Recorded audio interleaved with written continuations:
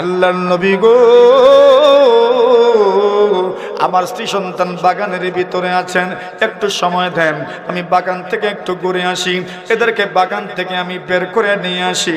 আল্লাহর বান্দা আসলেন, বাগানে আসলেন, বাগানের বাহির থেকে স্ত্রীকে সম্বোধন করে কবিতা পাঠ করা শুরু করলেন। হাদাকে রব্বি সুবুলার রাশাদি ইলা সাবিলিল খাইরি ওয়াস সাদাদি বিনি মিনাল হাইতি বিল বিদাদি ফাকাদ মাযা মিন্না কারদান ইলা তানাদি আকরাদতুল্লাহ আলা আতিমাদি বিত্তাউইলাম মানদিন ওয়ালারতিদাদি ইল্লা রাজা الضعف في المعادي فارتحلي بالنفس والأولاد البر لا شك فخير زادي قدمه المرء إلى المعادي আল্লাহর বান্দা বাগানের বাহির থেকে স্ত্রীকে সম্বোধন করে বলেন, প্রিয়তমা গো, তুমি বাগান থেকে বের হয়ে যাও, আল্লাহ যেন সঠিক সিদ্ধান্ত নেওয়ার তৌফিক তোমাকে দান করেন, আল্লাহ যেন তোমাকে সঠিকতা বোঝার তৌফিক দান করেন, অনুধাবন করার তৌফিক যেন দান করেন। প্রিয়তমা গো, এই বাগানটা আজকের থেকে কিয়ামত পর্যন্ত আমি আমার আল্লাহর নামে করজ দিয়েছি। সুবহানাল্লাহ। আল্লাহর বান্দা বলেন, প্রিয়তমা আমার, বিনি মিনাল হাইত বিল বিদাদি ফাকাদ মাযা মিন্না কারদান ইলা তানাদি। কেন করজ দিলাম? আকরাদতুল্লাহ আলা আতিমাদি বিত্তাউইলা মানদিন ওয়ালারতিদাদি। কেন করজ দিলাম জানোনি? একমাত্র আল্লাহর উপর ভরসা করে করজ দিয়েছি, বেশি পাওয়ার আশায় করজ দিলাম। আমি জীবনেও আল্লাহরে খোঁটা দিতাম না, জীবনেও আমি ফিরাইয়াও আনতাম না। الذي أرسله الله تعالى إلى كافة الناس بشيرا ونذيرا وداعيا إلى الله بإذنه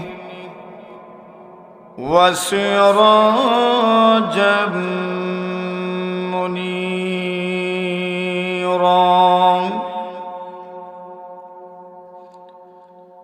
أما بعد فأعوذ بالله من الشيطان الرجيم. بسم الله الرحمن الرحيم.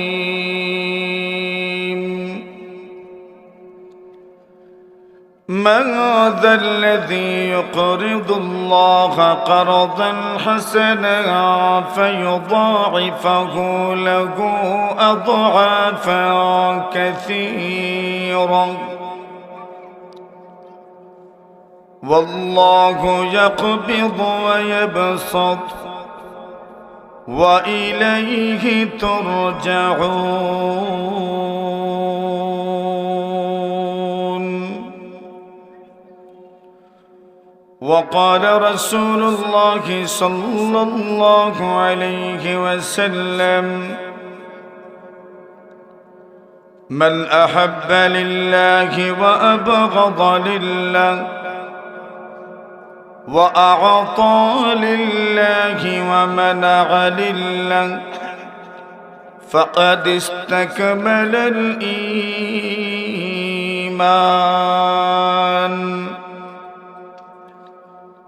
أو كما قال عليه الصلاة والسلام. صلى الله على سيدنا ومولانا محمد وعلى آله وأصحابه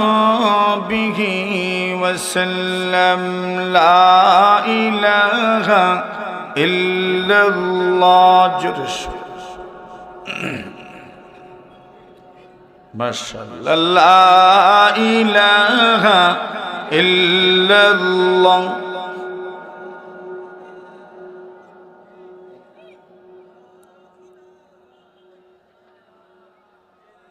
मोमिन जो फिदा नक्श कफ़े पाए नबी हो ज़ेर कदम आज भी आलम का खजीना हो ज़ेर कदम आज भी आलम का खजीना गर सुन्नत नबवी की करे पैरवी उम्मत तूफ़ान से निकल जाएगा फिर उसका सफीना तूफ़ान से निकल जाएगा फिर उसका सफीना आशिक हो बिरादर शगल शाहिद आलम मिसको से ज़ियादा वो बरक जिसका पसीना मिसको से ज़ियादा वो बरक जिसका पसीना ला इलाहा इल्लल्लाह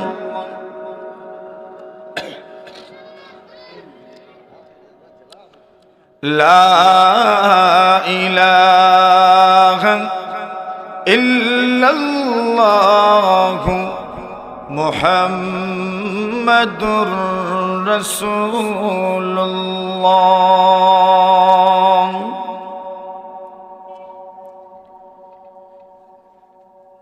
বাংলাদেশের প্রাচীনতম দ্বীনি বিদ্যাপীঠ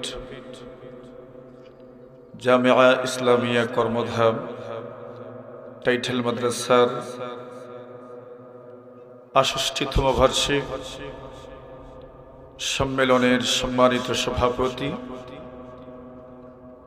মুআজ্জাজ মুকাররম হযরত উলামায়ে কেরাম, বিভিন্ন স্থান থেকে আগত আমাদের অত্যন্ত শ্রদ্ধাভাজন মুরব্বিয়ান সাহেবান, যুবক ভাইয়েরা, প্রিয় ছাত্র বন্ধুগণ, পর্দানিশীন অত্যন্ত শ্রদ্ধেয় সম্মানিত মা ও বোনেরা, আল্লাহ পাক রব্বুল আলামিনের অসংখ্য অগণিত শুকরিয়া আদায় করছি যে মহান রব্বুল আলামিন এক নুরানি প্রতিষ্ঠানের বরকতময় নুরানি পরিবেশে আমাদেরকে নুরান্বিত হওয়ার জন্য, সমবেত হওয়ার তৌফিক দান করেছেন। এই জন্য আমরা প্রত্যেকেই শুকরিয়া জ্ঞাপন করছি, আলহামদুলিল্লাহ।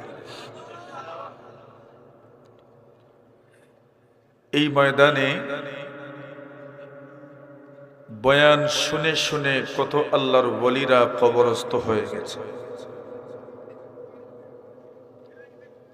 ৬৮ বছর থেকে এই প্রতিষ্ঠানের বিভিন্ন মাহফিলে কত মুরব্বীরা বয়ান শুনেছেন। আজ বেশিরভাগই কবরস্থ। যত দিন যাবে আমরাও কবরস্থ হয়ে যাব। এই মাহফিলের মঞ্চে বয়ান করে করে কত মানুষ আজ কবরের নিচে, মাটির নিচে।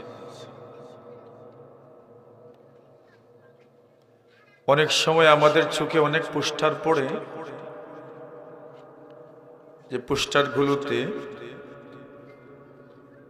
সভাপতি হিসাবে দেখা যায় মুহাদ্দিসে কটারকুনি রাহিমাহুল্লাহ তাআলা। বয়ান করবেন হযরত মাওলানা আব্দুর রহমান শৌকী সাহেব, শায়েখে মাধবপুর কবরস্থ রাহিমাহুল্লাহ তাআলা। বয়ান করবেন হযরত মাওলানা হাবিবুর রহমান সাহেব, শায়েখে পীরের বাজারে রাহিমাহুল্লাহ তাআলা, কবরের নিচে। বয়ান করবেন হযরত মাওলানা খলিলুর রহমান সাহেব, মুহাদ্দিসে রাজনগরী, কবরের নিচে। বয়ান করবেন হযরত মাওলানা আলী আকবর সিদ্দিক সাহেব, শায়েখে ভানুগাছি রাহিমাহুল্লাহ তাআলা, কবরের নিচে। নিকট অতীতে যে মানুষটির নাম আমাদের জামিয়া ইসলামিয়া কর্মদার মাহফিলের পোস্টারে থাকতো, হযরত মাওলানা হাফিজ জুবায়ের আহমদ আনসারী নব্বরাল্লাহু মারকাদা, কবরের নিচে। আমাদের হযরত মাওলানা হাবিবুল্লাহ সুফি সাহেব রাহিমাহুল্লাহ তাআলা, কবরের নিচে। হযরত মাওলানা বশির আহমদ গৌরকরণী রাহিমাহুল্লাহ তাআলা, কোথায়? মাথেন না, কবরের নিচে। এই প্রতিষ্ঠান এত দীর্ঘদিন থেকে এই পর্যন্ত এসেছে আপনাদের ভালোবাসা, আন্তরিকতা, শ্রদ্ধা, মায়া, মহব্বতের উপর ভিত্তি করে। কর্মদা মাদ্রাসার মাহফিল মানে এলাকার মধ্যে একটা আনন্দের জোয়ার, ঠিক না? আমাদের কুলাউড়া অঞ্চলের এবং পার্শ্ববর্তী থানা কমলগঞ্জের, রাজনগরের বিভিন্ন গ্রামগঞ্জ থেকে কর্মদার মাহফিলকে উদ্দেশ্য করে হাজারো তৌহিদি জনতা এখানে আসেন। আপনাদেরই অকৃত্রিম ভালোবাসায় জামিয়া ইসলামিয়া কর্মদার মাদ্রাসার মাহফিলের মাঠ পুরাটা ভরে যায়। আলহামদুলিল্লাহ, আপনাদের কৃতিত্ব। আপনারাই আমাদের এই প্রতিষ্ঠানের মাহফিলের সৌন্দর্য। আপনাদের জন্যই আমাদের এই বিশাল আয়োজন। আয়োজনে ত্রুটি বিচ্যুতি থাকে আমাদের, আপনাদের যথাযথ মেহমানদারি আমরা করতে পারি না, সেটা আমাদের ব্যর্থতা। আপনাদের সহযোগিতা, প্রীতি, সম্প্রীতি, ভালোবাসা এক চুল পরিমাণ কমে নাই। আলহামদুলিল্লাহ, জোরে সুরে বলেন। এজন্য যারা জামিয়া ইসলামিয়া কর্মদার মহব্বতে মাদ্রাসার বার্ষিক সম্মেলনে এসেছে, আমরা কেউই এলোপাথারি ঘোরাঘুরি করব না। আমরা মাহফিল স্থলে বসে পড়বো ইনশাআল্লাহ। চাইনি আপনারা সব বই জিতে, মাথুন না আপনারা বই জিতানি সব, আল্লাহ সবরে তৌফিক দাও, আমিন। এই প্রতিষ্ঠান আমাদের, আমি প্রতিষ্ঠানের একজন নগণ্য খাদিম। আসা যাওয়া হয় মাঝে মধ্যে, কিন্তু অত্যন্ত পরিতাপের ব্যাপার, বার্ষিক সম্মেলনে আপনাদের কাছ থেকে আমার দোয়া নেওয়ার খুব একটা সৌভাগ্য হয়ে ওঠে না। এই বছর বড় আগ্রহ নিয়ে আপনাদের কাছ থেকে দোয়া নিতে আপনাদের এই প্রিয় প্রতিষ্ঠানের বার্ষিক সম্মেলনে আমরা হাজির হয়েছি। আল্লাহ তাআলা আমাদের প্রত্যেককে সুন্দর সুশৃঙ্খল ভাবে বসার, কথা শোনার, বলারও তৌফিক দান করুন। সবাই বলে আমিন। আমি আপনাদের সামনে মহাগ্রন্থ আল কোরআনের এক আয়াতে কারিমা তিলাওয়াত করেছি।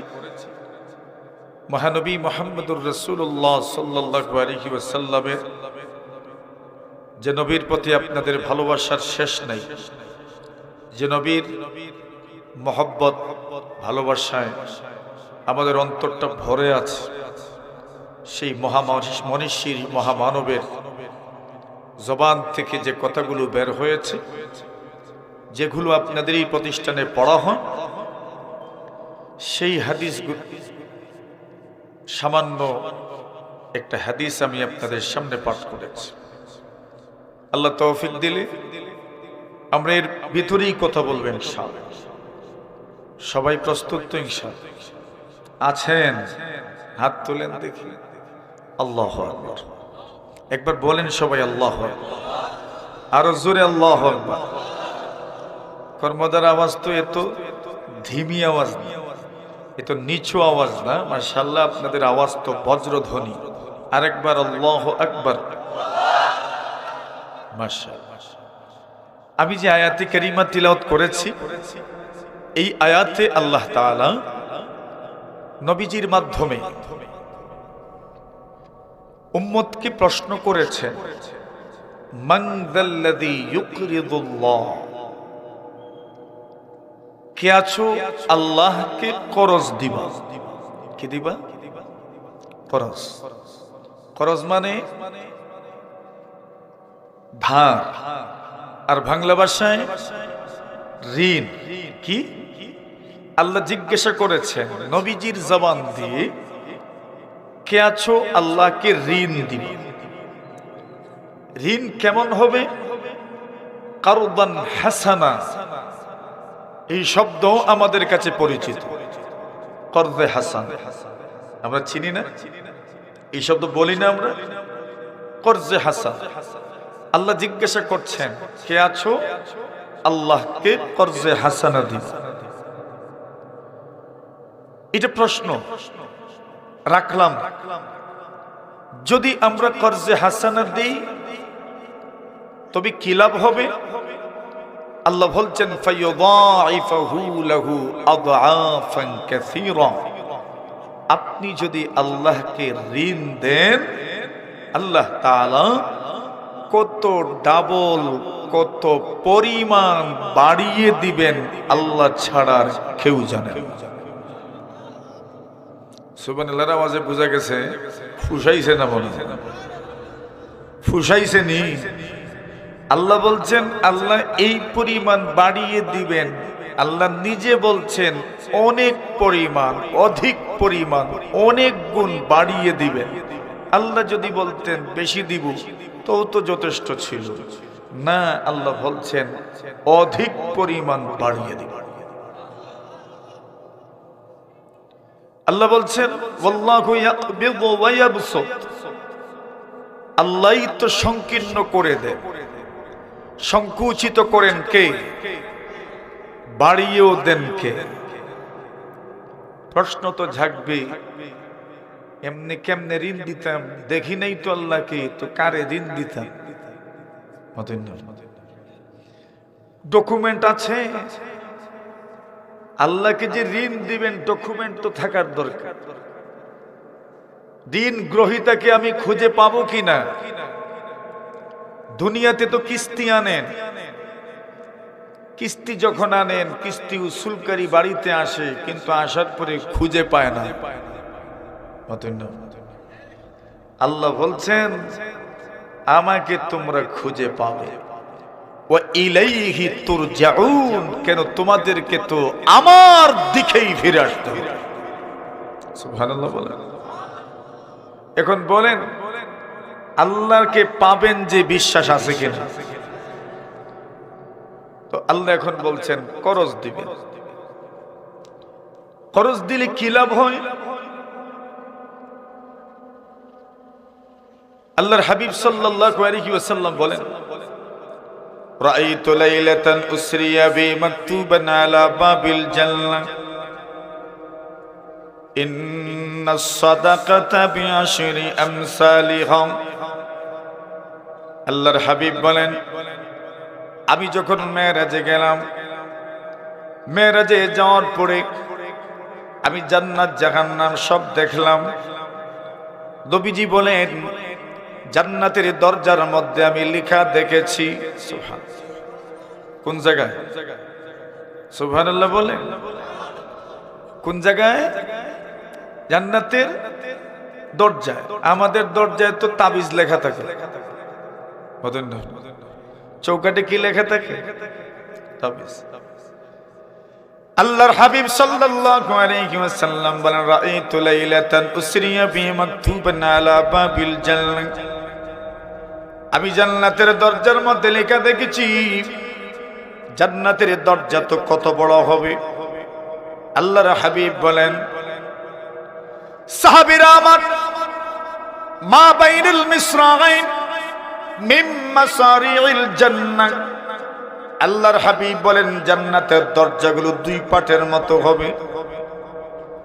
আল্লাহর হাবিব বলেন, জান্নাতের ওই দরজা, যে দরজার মধ্যে দুইটা পাট থাকবে, নবীজি বলেন দুইটা পাটের মধ্যে কি পরিমাণ ব্যবধান, কত বড় জান্নাতের দরজা হবে।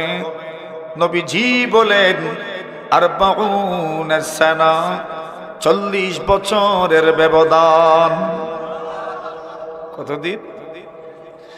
এর অর্থ হলো, কোন মানুষ যদি 40 বছর পর্যন্ত চলেন, 40 বছর পর্যন্ত যদি হাঁটেন, 40 বছর পর্যন্ত যদি দৌড়াইতে থাকেন, যত দূর যেতে পারবেন, নবীজি বলেন জান্নাতের দরজার দুইটা পাটের মধ্যে এই পরিমাণ গ্যাপ থাকবে। নবীজি বলেন, রাআইতু লাইলাতান উসরিয়া বি মাকতুবান আলা বাবিল জান্নাহ। আমি জান্নাতের দরজার মধ্যে লেখা দেখেছি, ইন্নাস সাদাকাতা বিআশরি আমসালিহা। আল্লাহর কোন বান্দা বান্দী যদি সদকা দিতে পারে, নবীজি বলছেন 10টা নেকি দান করা হয়। ওয়া ইন্নাল কারযা বি8 আর নবী বলেন, কোন মানুষ যদি ঋণ দিতে পারেন, খরচ দিতে পারেন, আল্লাহর হাবিব বলেন, আমি জান্নাতের দরজার মধ্যে লেখা দেখেছি, মহান আল্লাহ পাক তার আমলনামায় পুরা 18 গুণ বেশি নেকি দান করেন। কতটা?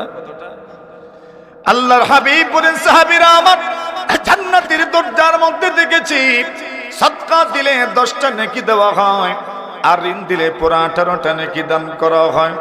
স্বাভাবিকভাবেই তো মানুষের মনে প্রশ্ন জাগবে, সদকা দিলে তো আর কোনোদিন ফেরত কেউ আনে না। আল্লাহর নবী বলেন, আল্লাহ ইদু ফি হিবাতিহি কাল কালবি ইয়াউদু ফি কাইহি। আল্লাহর নবী বলেন, কোন মানুষ সদকা দিল, হাত দিয়ে দিল, আবার ফেরত আনলো, সেই ফেরত আনাটা কি পরিমাণ ঘৃণিত কাজ। নবী বলেন, কুকুর বমি করার পরে যদি বমি আবার তার মুখে নিয়ে যায়, ওই বিষয়টা যেমন ভাবে তার কাছে ঘৃণিত, সদকা দেওয়ার পরে, হাদিয়া দেওয়ার পরে ফেরত নেওয়াটাও এই পরিমাণ ঘৃণিত। তবে তো বোঝা গেল, সদকা দিলে কেউ আর ফেরত নেয় না, কিন্তু ঋণ দিলে তো ফেরত আনেন না নি আপনারা? ঋণ দিলে তো ফেরত আনেন। হয়তো আপনি যেই সময় আনতে চেয়েছেন ওই সময় ফেরত দিবে না, কিন্তু দিবে তো একদিন। হয়তো আপনাকে কষ্ট দিয়ে দিবে, আর না হয় এমনও তো হতে পারে সময়ের আগে আপনার ঋণটা পরিশোধ করবে। নবী আকরাম সাল্লাল্লাহু আলাইহি ওয়াসাল্লাম বলেন, একজন মানুষ যখন ঋণ চায় এবং ঋণ পরিশোধ করে, ঋণ চাওয়া এবং ঋণ পরিশোধ করার ক্ষেত্রে মানুষ 4 ভাগে বিভক্ত। কত ভাগ? আল্লাহর হাবিব সাল্লাল্লাহু আলাইহি ওয়াসাল্লাম বলেন, একদল মানুষ হলো ঋণ যখন চায় তখন উত্তম ভাবে চায়, পরিশোধ করার সময় উত্তম ভাবে পরিশোধ করে। আরেক দল মানুষ আছে, ঋণ চাওয়ার সময়ও সুন্দরভাবে চাইতে পারে না, প্রভাব আছে, ক্ষমতা আছে, যে কোনো ডরে বয়ে ঋণ দিয়ে দিতে বাধ্য থাকে মানুষ, আবার পরিশোধ করার সময় সুন্দরভাবে পরিশোধ করে না। এমন মানুষও আছে না নাই? আল্লাহর নবী বলেন 2 প্রকার হয়ে গেল।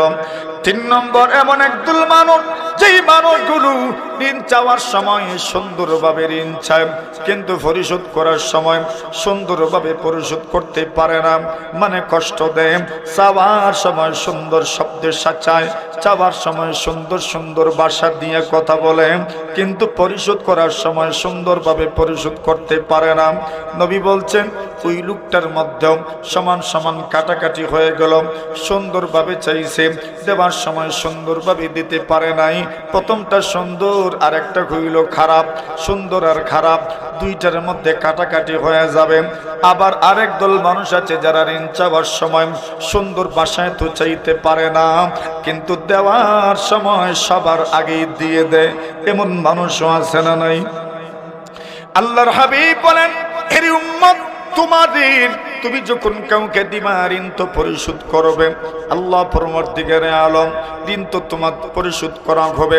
যদি সময় মতো পরিশোধ করতে পারে না, আল্লাহ পরবর্তীকারে আলম বলেন তবে তুমি তাকে সময় দাও।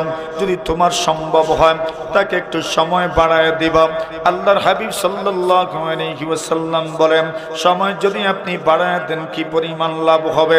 রাসূলুল্লাহ বলেন আপনি যতদিনই সময় বাড়ায় দিবেন ওই সময়গুলোতে আল্লাহ পরবর্তীকারে আলম যত ঋণ দিয়েছেন এর চাইতে ডাবল প্রতিদিন আল্লাহ সদকা করার সওয়াব দিবেন। এবার আসেন আল্লাহ পরবর্তীকারে আলম আমাদের কাছ থেকে চেয়েছেন মানযাল্লাযী ইউকরিদুল্লাহা কারদান হাসানা, কে আছো ঋণ দিবা। এবার আপনি ঋণ দিলেন, যে ব্যক্তি ঋণ নিল, ঋণ যারা নেই, ঋণ যারা গ্রহণ করে, কিছু মানুষের নিয়ত থাকে ঋণ নিবে কিন্তু আর ফেরত দিবে না। আসেনি এমন কিছু মানুষ?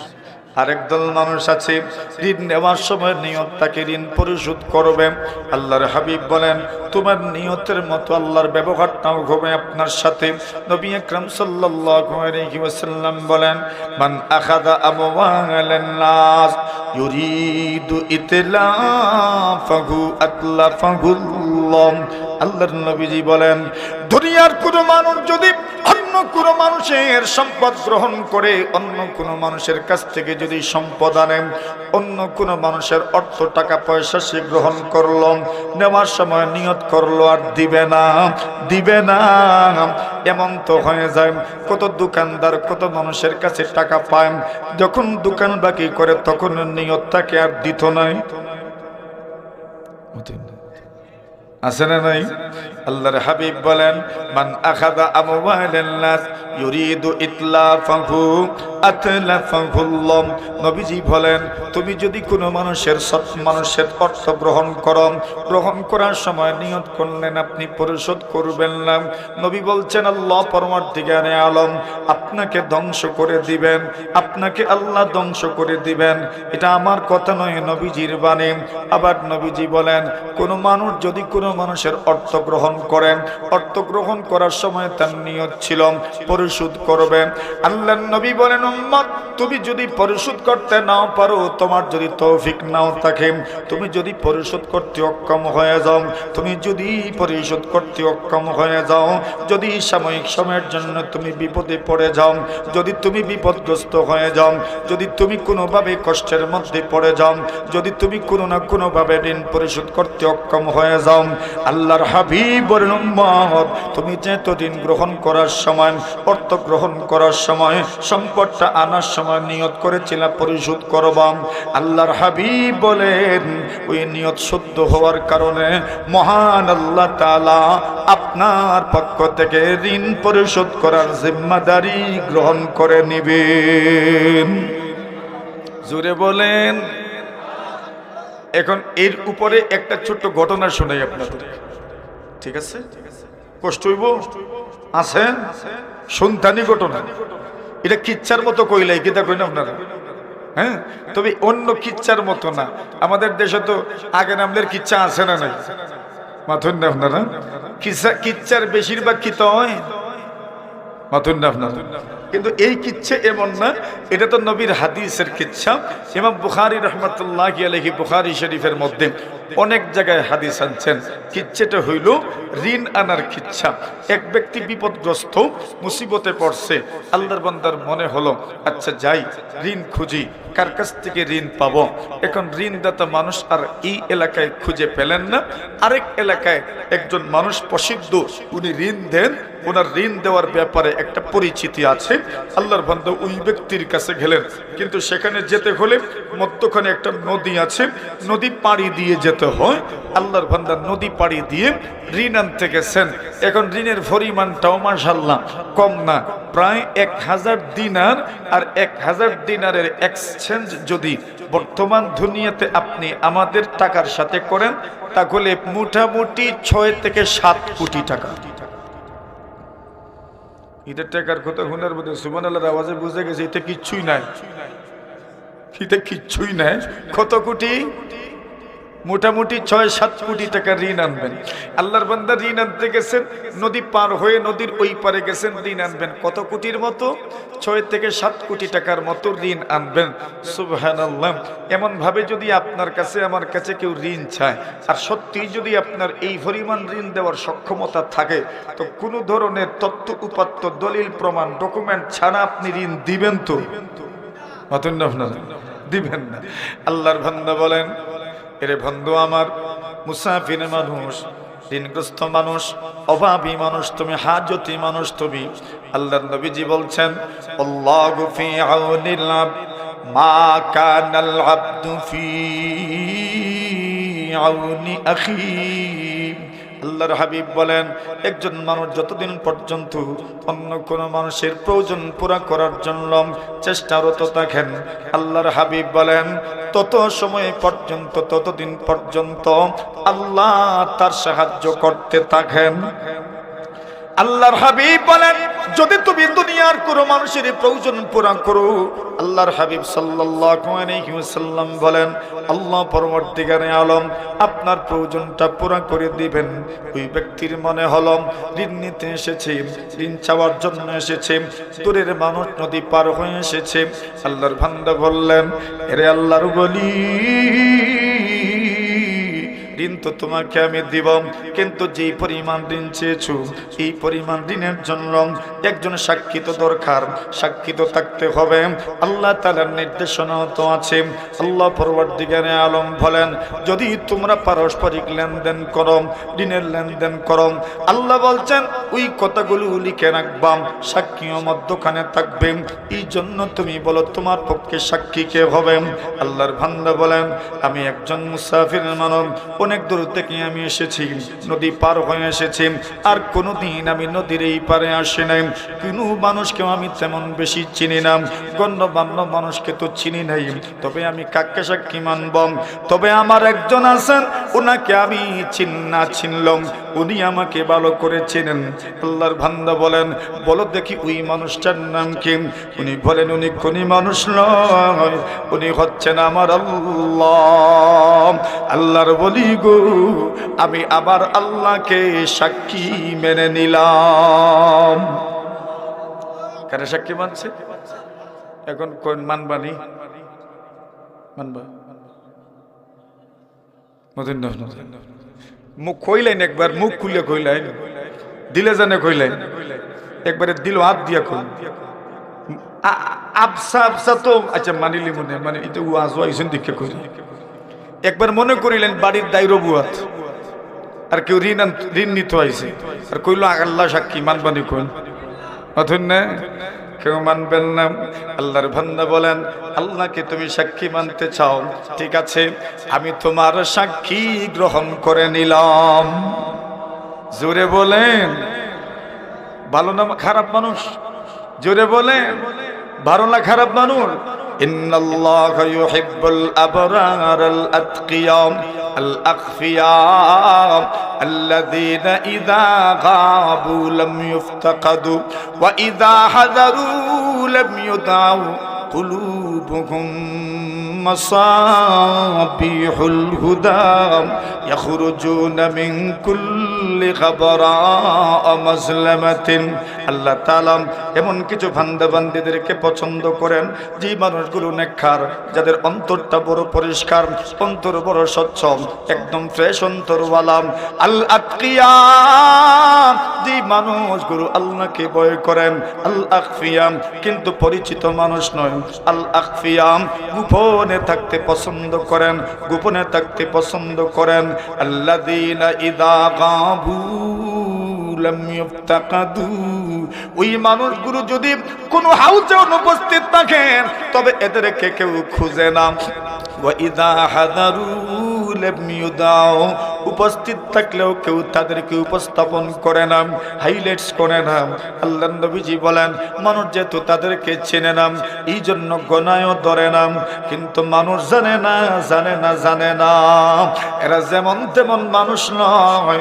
কুলুবুহুম মাসাবিহুল হুদা, এই দুনিয়ার হাজার হাজার বিখ্যাত মানুষের চাইতে এই মানুষগুলো মহান আল্লাহর কাছে অনেক দামি।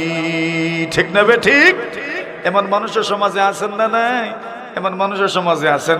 আল্লাহর বান্দা বলেন, যাও আল্লাহর সাক্ষী মানছো, আমি রাজি হয়ে গেলাম, এই পরিমাণ দিন আমি আপনাকে দিয়ে দিই। তবে আল্লাহর বান্দা বলেন, আরেকটা কথা বাকি রয়ে গেল। সাক্ষী তো পেয়ে গেলাম, আল্লাহ না করুক তুমি ঋণ নিলে, ঋণ নেওয়ার পরে কোনো না কোনো ভাবে তোমার ক্ষতি হয়ে গেল, তুমি হয়তো মারা গেলে, তবে আমার ঋণকে পরিশোধ করবে। এই জন্য তো জামিনদারও দরকার। একজন জামিনও মানতে হবে, জামিনদার মানতে হবে, কফিল মানতে হবে, ওকিল মানতে হবে। যে কোনো ভাবে একজন জামিনদার তুমি নির্ধারণ করো। আল্লাহর বান্দা বলেন, সাক্ষীর জন্যই যখন কোনো ঘনিষ্ঠ মানুষ খুঁজে পাইলাম না, জামিনদার হওয়ার জন্য কেমনে আমি ঘনিষ্ঠ মানুষ খুঁজে পাবাম? জামিনদারের অর্থ বুঝেন তো, কেউ যদি দেয় না, তবে যিনি জামিনদার হবেন উনি এটা পরিশোধ করবেন। এর নামই তো হইল জামিনদার। এই দুনিয়াতে কত মানুষ সামাজিক বিচার আচারে, কত ব্যাপারে জামিনদার হন, পরবর্তীতে বিপদে পড়তে হয়। কথা বলেন ঠিক কিনা? মানুষ জবানের পাক্কা হয় না, মুরব্বীরা তো জবানের পাক্কা হন, কিন্তু দুবয় পক্ষ জবানের পাক্কা হয় না, এই জন্য বিপদগ্রস্ত হয়ে যেতে হয়। আল্লাহর বান্দা বলেন, এরে মুসাফির, তুমি যে ঋণ নিবা, আমি যে তোমাকে ঋণ দিবাম, সময় মতো যদি পরিশোধ করতে পারো না, তোমার পক্ষে জামিনদারকে হবে। আল্লাহর বান্দা বলেন, সাক্ষী ওই তো খুঁজে পাই নাই, তবে জামিনদার কাকে খুঁজে পাবাম? আল্লাহর বলি গো, আপনি যদি মেনে নেন, একটু যদি সদয় হয়ে যান, একটু যদি মেহেরবানি করেন, তবে আমি আমার সাক্ষী যারে মানছি, আমার আল্লাহকে আমি জামিনদার মেনে নিলাম। জামিনদারকে জোরে বলেন, জামিনদার আল্লাহ, সাক্ষী আল্লাহ, জামিনদার আল্লাহ। আল্লাহর বান্দা বলেন, ঠিক আছে ঋণ নেন, কি পরিমাণ দিবেন? আল্লাহর বান্দা বলেন, 1000 দিনার আপনি আমাকে দিয়ে দেন। নদী পার হয়ে আল্লাহর বান্দা চলে আসলো, প্রয়োজনটা পূরণ হয়ে গেল। কোন দিন দিবেন? দিন তারিখও ধার্য হয়েছে, অমুক তারিখে আমি ঋণ পরিশোধ করব। নবীজির কথা মনে আছে তো? আল্লাহর হাবিব বলছেন, মান আখাদা আমওয়ালান নাস ইউরিদু আদাহা আদাল্লাহু আন। তুমি যদি ঋণ গ্রহণ করো, তুমি যদি দুনিয়ার কোনো মানুষের অর্থ গ্রহণ করো, দুনিয়ার কোনো মানুষের কিছু যদি তুমি নিয়ে আসো, এবং নিয়ে আসার সময়, গ্রহণ করার সময়, উপকৃত হওয়ার সময় আপনার নিয়ত ছিল আপনি পরিশোধ করবেন, সাময়িকভাবে আপনি পেরেশানির সম্মুখীন হয়ে গেছেন, সাময়িকভাবে আপনি বেফেসো হয়ে গেছেন।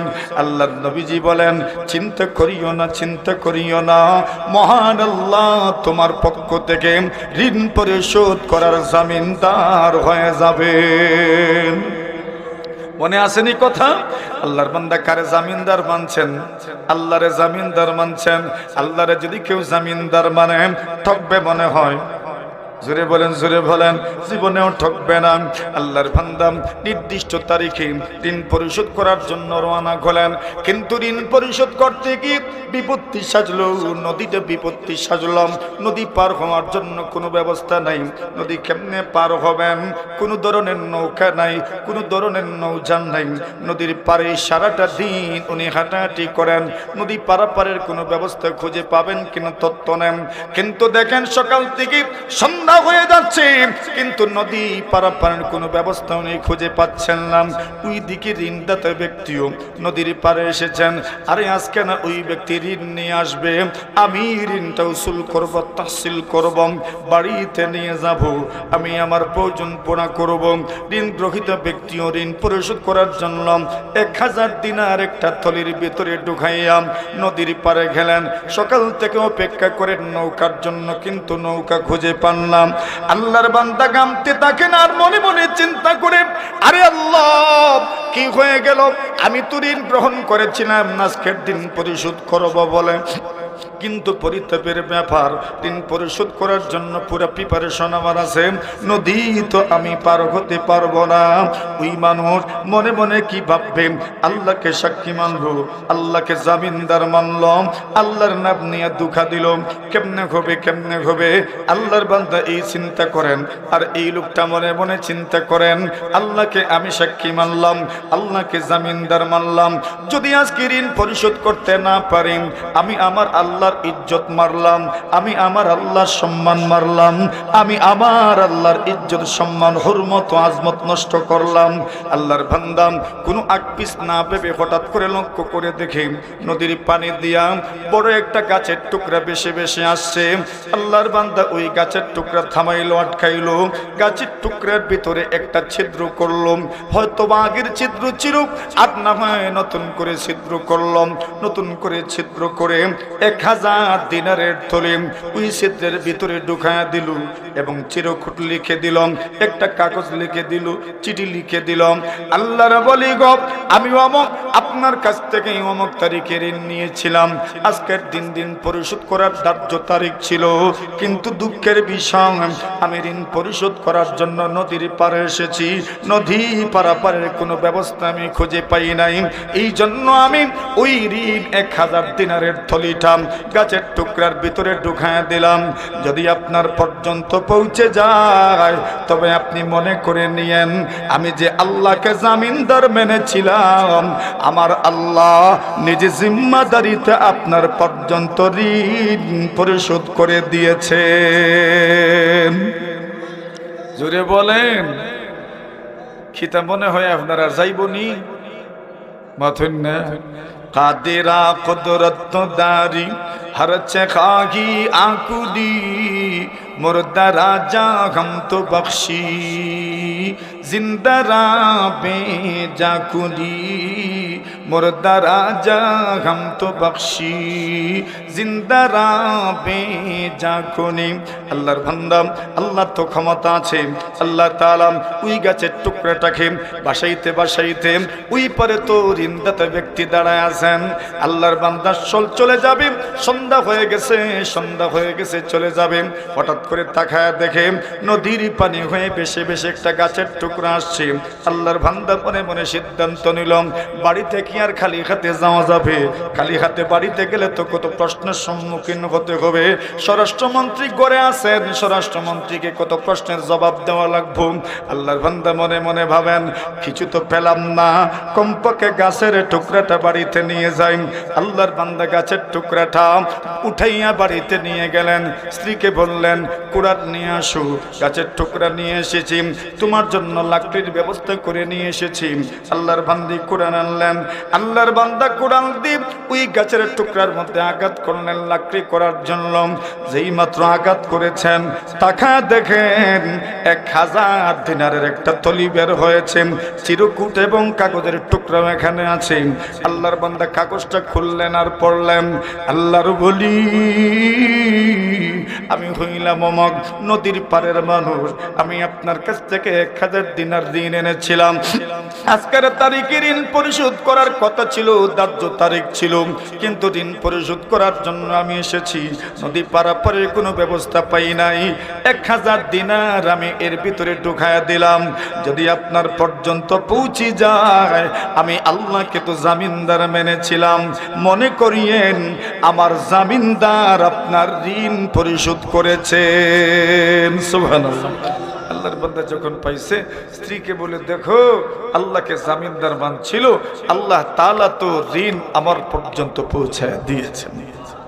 এখন ওই ব্যক্তির তো এখন পর্যন্ত বিশ্বাস হয় নাই যে পৌঁছলো কিনা, পরে আরেকদিন 1000 দিনারের ব্যবস্থা করে আল্লাহর বান্দা ওইটা নিয়ে ঋণদাতার কাছে গেছেন আর বলছেন নেন আপনার ঋণ, আমি ওই দিন পরিশোধ করতে পারি নাই।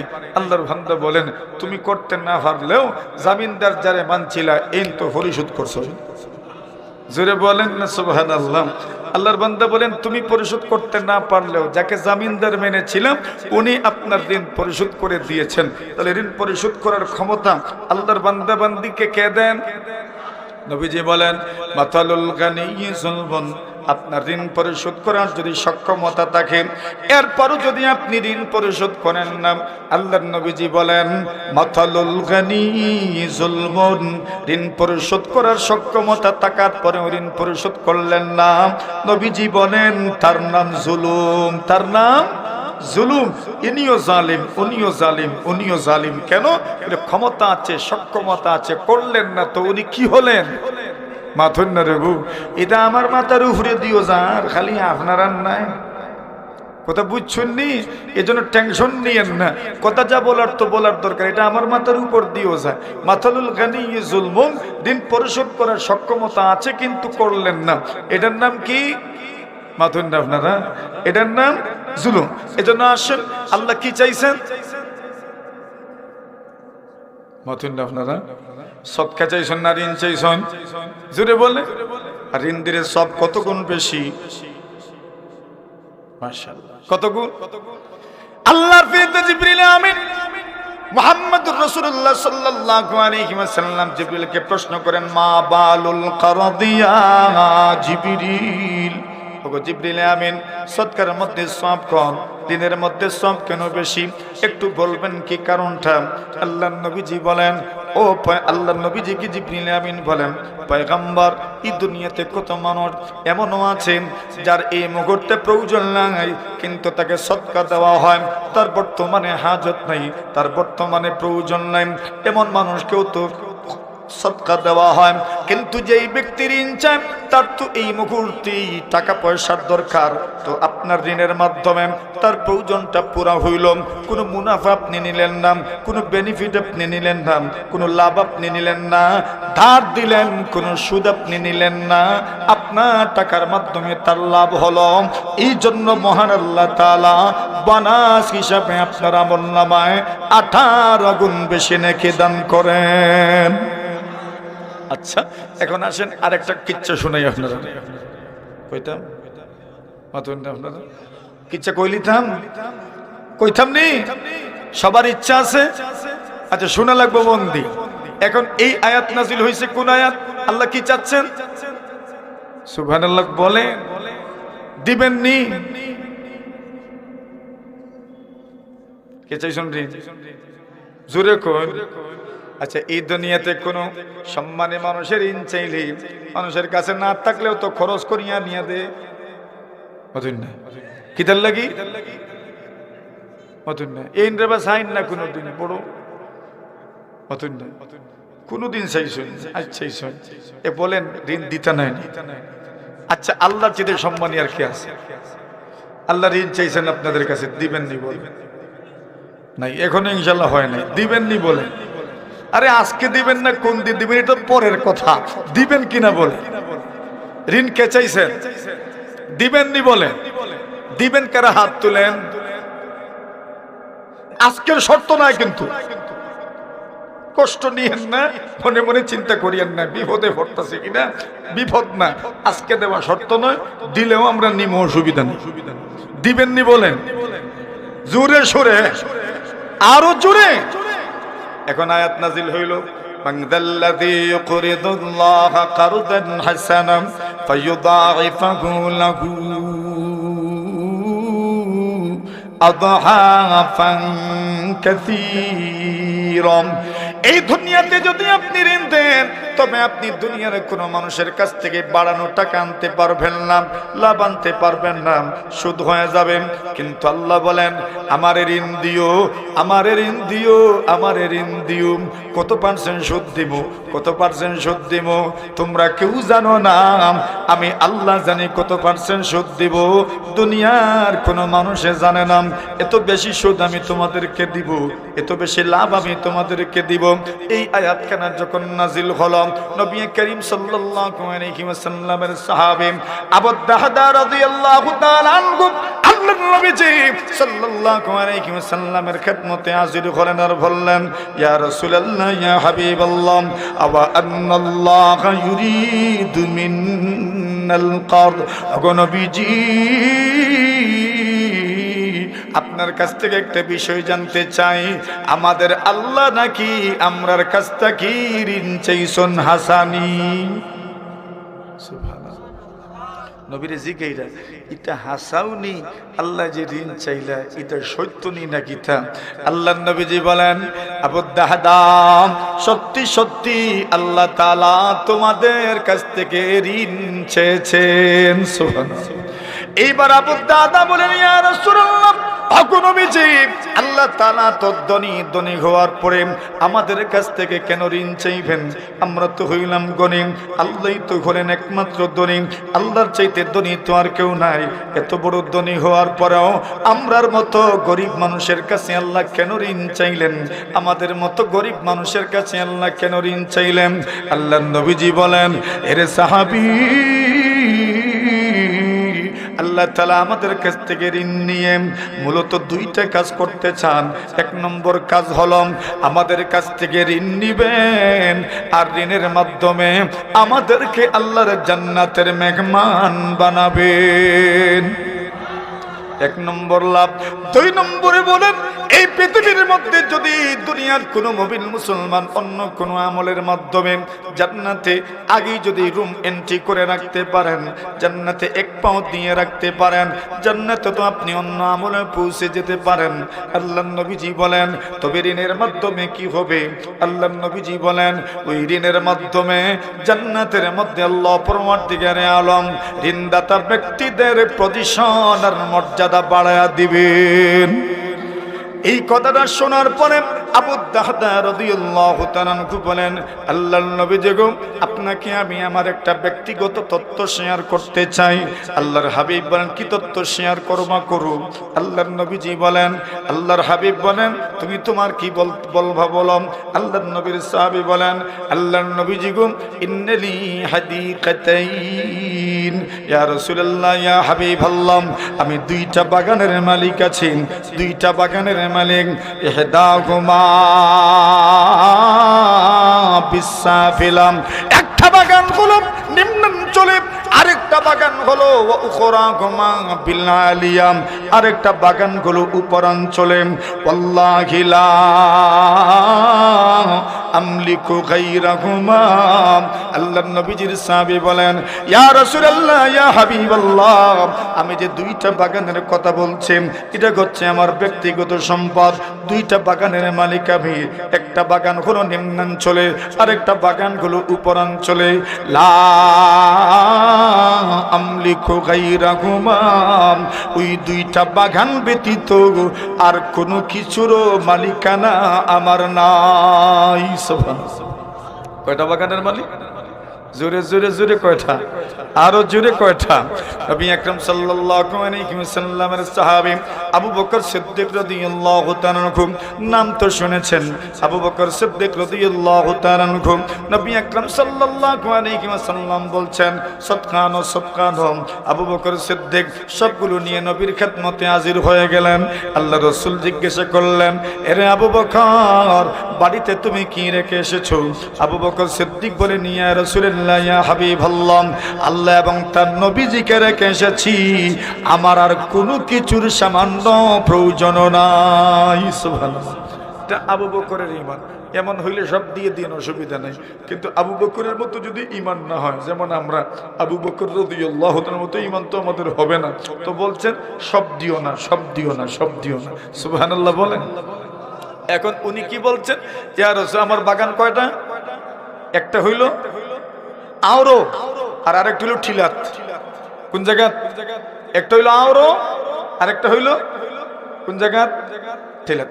ইহদাহুমা বিল আলিয়া ওয়া উখরাহুমা বিস সাফিলা। একটা হলো নিম্নাঞ্চলে, আরেকটা হলো উপরাঞ্চলা। আমলিকু গায়রাহুমা, ওই দুইটা বাগান ব্যতীত আমি আর কোনো কিছুর মালিক নয়। ওগো আল্লাহর নবী, নাবিলনি ইয়াদাকা, আপনি আপনার হাতটা আমাকে দিয়ে দেন। ইয়া রাসূলুল্লাহ ইয়া হাবিবাল্লাহ, আমার আল্লাহ খরচ চাইছেন, এর চাইতে সম্মানিত দুনিয়াতে আর কেউ নাই। আমি আমার আল্লাহ তাআলাকে আমার দুইটা বাগান খরচ হিসাবে দিয়ে দিতে চাই। আর জোরে কয়টা বাগান? মাত্রই কয়টা? মাত্রই কয়টা? উনি বলছেন, ইয়া রাসূলুল্লাহ আপনার হাত দেন, আপনার হাতে হাত রেখে আমি আমার আল্লাহকে আমার দুইটা বাগান খরচ দিতাম চাই। আল্লাহর নবীজি বলেন, না না, আমি তোমার দুইটা বাগান আল্লাহর পক্ষ থেকে প্রতিনিধি হয়ে দুইটা বাগান আমি খরচ নিব না। আল্লাহর হাবিব বলেন, ইজআল ইহদাহুমা কারদান লিল্লাহ। নবীজি বলেন, এরে আবু দাহাদা, একটা বাগান তুমি আল্লাহকে খরচ দিয়ে দাও, আর একটা বাগান ওয়াজআল উখরাহুমা মাঈশাতান লাকা ওয়া লিইয়ালিক। একটা বাগান তুমি তোমার জন্য, তোমার পরিবার পরিজনের জন্য, তোমার সন্তানাদির জন্য, এদের জীবিকা নির্বাহের ব্যবস্থা হবে। একটা বাগান তুমি তোমার জন্য বরাদ্দ রাখো, আর একটা বাগান তুমি তোমার আল্লাহকে খরচ দিয়ে দাও। আল্লাহর নবীর সাহাবী বলেন, ওগো নবীজি, আপনার পরামর্শ আমি নত শিরে মেনে নিলাম। একটা বাগান আল্লাহকে খরচ দিব, আর একটা বাগান আমি আমার জন্য, আমার পরিবার পরিজনের জন্য, আমার স্ত্রী সন্তানের জন্য জীবিকা নির্বাহের ব্যবস্থা হিসেবে রেখে দিব। কিন্তু গো নবীজি জেনে রাখেন, আমার দুইটা বাগানের মধ্য থেকে একটা বাগানে 600 খেজুর গাছ আছে। আর জোরে কয় শত? ইয়া রাসূলুল্লাহ, আমার একটা বাগানের মধ্যে 600 খেজুর গাছ আছে। আল্লাহর নবীজি গো, আমার 600 খেজুর গাছওয়ালা বাগান আমি আপনার মাধ্যমে আমার আল্লাহকে খরচ দিয়ে দিতে চাই। কতটা খেজুর গাছ? সুবহানাল্লাহ, হইছে না রে বউ? আরো জোরে, ও মায়ার মানুষ সকল, আরেকটু জোরে, আরেকটু জোরে। 600 খেজুর গাছওয়ালা বাগান আল্লাহর খরচ দিলাম। কত কত কত কত কত? 600 খেজুর গাছওয়ালা বাগান আল্লাহকে খরচ দিচ্ছেন। আমার বাগানে আর কয়টা খেজুর গাছ আছে? আমার বাগানে কয়টা নারিকেল গাছ আছে? আমার বাগানে কয়টা আম গাছ আছে? আমার বাগানে কয়টা গাছ আছে? কিন্তু উনি বলছেন, ইয়া রাসূলুল্লাহ ইয়া হাবিবাল্লাহ, খেজুর গাছ তো আপনার এত সহজ বিষয় নয়। 10 থেকে 15 বছর চলে যায় একটা খেজুর গাছে খেজুর ধরতে ধরতে। কিন্তু বলছেন নবীজি গো, আমার 600 খেজুর গাছওয়ালা বাগান আমি আমার আল্লাহর নামে খরচ দিয়ে দিলাম। সুবহানাল্লাহ। আচ্ছা বলেন তো, খরচ নিয়ে দিছেন, পরিবারে জিজ্ঞেস শুননি? দুনিয়াতে কিছু পরিবার এমন আছে, এদেরকে জিজ্ঞানিও লাগে না, এদেরকে জিজ্ঞাসা করা লাগে না। এরা যদি শোনেন ভালো কাজে ব্যয় করে এসেছেন, এরা বড় খুশি হয়, বড় খুশি হয়। আল্লাহর বান্দা বলেন, ইয়া রাসূলুল্লাহ ইয়া হাবিবাল্লাহ, আল্লাহ আল্লাহর নবী দেখুন আমার খেজুর বাগানে আমার স্ত্রী সন্তান এরা আছেন পিকনিক বনভোজনের মধ্যে আছেন। আরবের মানুষ খেজুর পাকার সময় যখন ঘনিয়ে আসে এরা বাগানের ভিতরে অবস্থান করে একটু মনের ফুর্তির জন্য আনন্দের জন্য গাছের থেকে খেজুর পেড়ে পেড়ে খায়। এখানে একটু সময় অবস্থান করে মনটা আনন্দিত হয়, আন্দোলিত হয়। আল্লাহর নবীর সাহাবী বলেন, আল্লাহর নবী গো আমার স্ত্রী সন্তান বাগানের ভিতরে আছেন, একটু সময় দেন, আমি বাগান থেকে একটু ঘুরে আসি, এদেরকে বাগান থেকে আমি বের করে নিয়ে আসি। আল্লাহর বান্দা আসলেন, বাগানে আসলেন, বাগানের বাহির থেকে স্ত্রীকে সম্বোধন করে কবিতা পাঠ করা শুরু করলেন। হাদাকে রব্বি সুবুলার রাশাদি ইলা সাবিলিল খাইরি ওয়াস সাদাদি বিনি মিনাল হাইতি বিল বিদাদি ফাকাদ মাদা মিন্না কারদান ইলাত তানাদি আকরাদতুল্লাহ আলা আতিমাদি বিত্তাউইলাম মানদিন ওয়ালারতিদাদি ইল্লা রাজা الضعف في المعادي فارتحلي بالنفس والأولاد البر لا شك فخير زادي قدمه المرء إلى المعادي আল্লাহর বান্দা বাগানের বাহির থেকে স্ত্রীকে সম্বোধন করে বলেন, প্রিয়তমা গো তুমি বাগান থেকে বের হয়ে যাও, আল্লাহ যেন সঠিক সিদ্ধান্ত নেওয়ার তৌফিক তোমাকে দান করেন, আল্লাহ যেন তোমাকে সঠিকতা বোঝার তৌফিক দান করেন, অনুধাবন করার তৌফিক যেন দান করেন। প্রিয়তমা গো এই বাগানটা আজকের থেকে কিয়ামত পর্যন্ত আমি আমার আল্লাহর নামে করজ দিয়েছি। সুবহানাল্লাহ। আল্লাহর বান্দা বলেন, প্রিয়তমা আমার বিনি মিনাল হাইত বিল বিদাদি ফাকাদ মাযা মিন্না কারদান ইলাত তানাদি। কেন করজ দিলাম?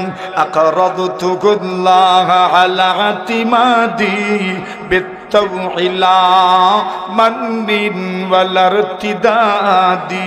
কেন করজ দিলাম জানোনি? একমাত্র আল্লাহর উপর ভরসা করে করজ দিয়েছি, বেশি পাওয়ার আশায় করজ দিলাম। আমি জীবনেও আল্লাহরে খোঁটা দিতাম না, জীবনেও আমি ফিরাইয়াও আনতাম না।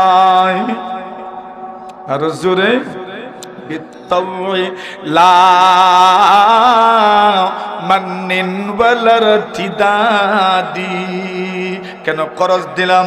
আমি জীবনে আমি করজ নিয়েছি, স্বতঃস্ফূর্তভাবে করজ নিয়েছি, জীবনেও ফিরিয়ে আনবো না, জীবনেও খোঁটা দিব না।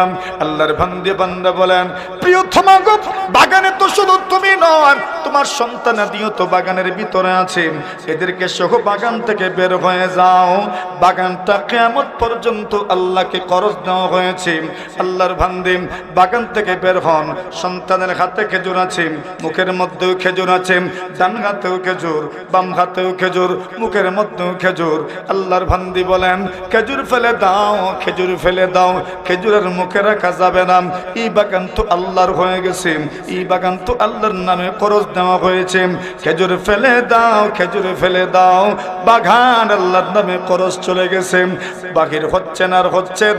আর স্বামীকে সম্বোধন করে বলেন, প্রিয়তম স্বামী গো জীবনে আপনি যত লেনদেন করেছেন, আজকের লেনদেনের চাইতে লাভজনক লেনদেন আপনার জীবনেও হয় নাই। সুবহানাল্লাহ।